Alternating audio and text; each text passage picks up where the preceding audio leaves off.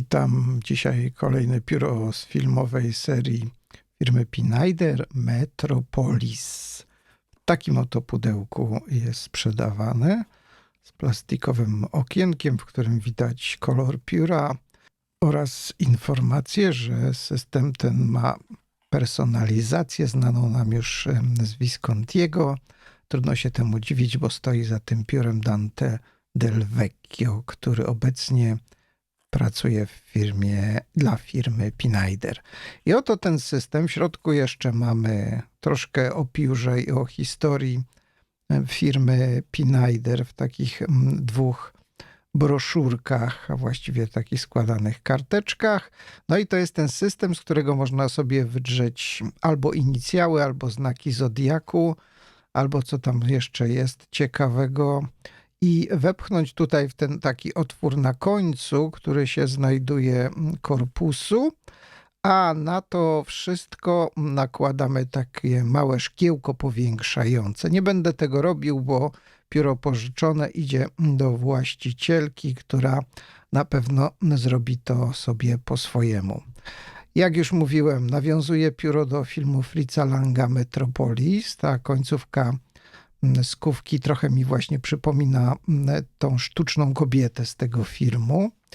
Natomiast jest pióro wykonane z tak zwanej ultra resin, jak to powiedział kiedyś Dante Del Vecchio. To jest specjalnie wytrzymała żywica.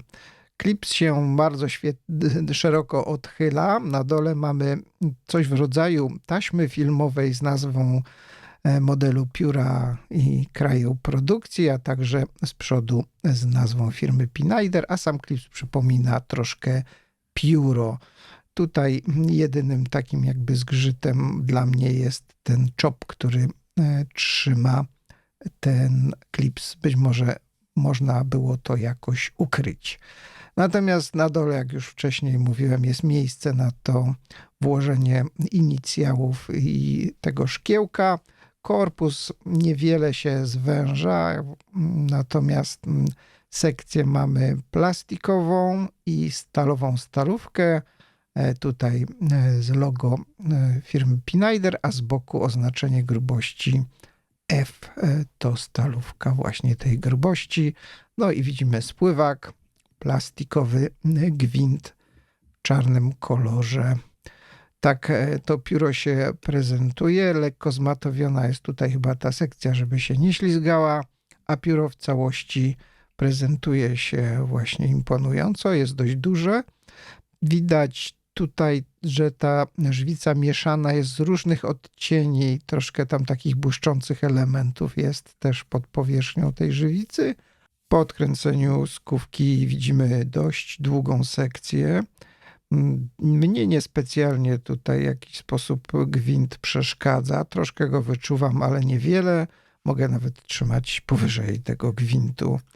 Natomiast założyć skówkę można z tyłu, chociaż jak widać trochę podnosi ona i to znacznie środek ciężkości, dlatego ja chyba bym nie zalecał pisać z tą skówką założoną z tyłu, wtedy jest bardzo długie. Po odkręceniu widzimy, że wchodzi długi nabój. Tutaj mam akurat pelikanowski. Pasuje też Standard International konwerter, który dokupić trzeba chyba jednak osobno, bo w zestawie go nie było.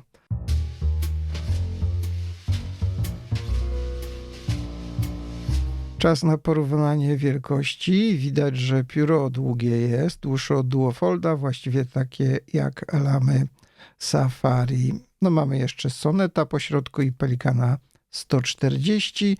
Po zdjęciu skówki też widać, że pióro to należy do dłuższych, troszkę o 2 mm dłuższe od Duofolda.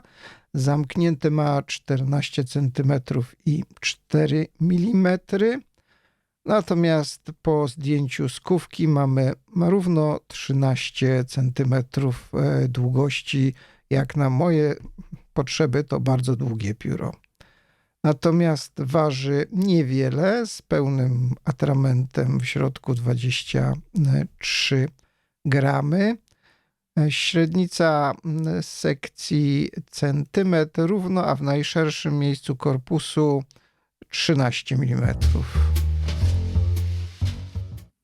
Teraz test pisania tą stalówką. Jak już wspomniałem wcześniej, jest to grubość F, natomiast tutaj troszkę dość dużo atramentu podaję.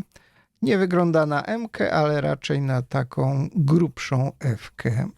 Natomiast piszę doskonale, nic mi tu nie przerywa w trakcie pisania. Przepływ atramentu bardzo dobry, co najwyżej jak nie docisnę, to coś tam nie przepływa atrament. Natomiast odwrócona o 180 stopni stalówka nie za bardzo sobie radzi. Zobaczmy, jak z przepływem bez nacisku widać, atrament wydostaje się bez żadnych problemów ze stalówki na papier.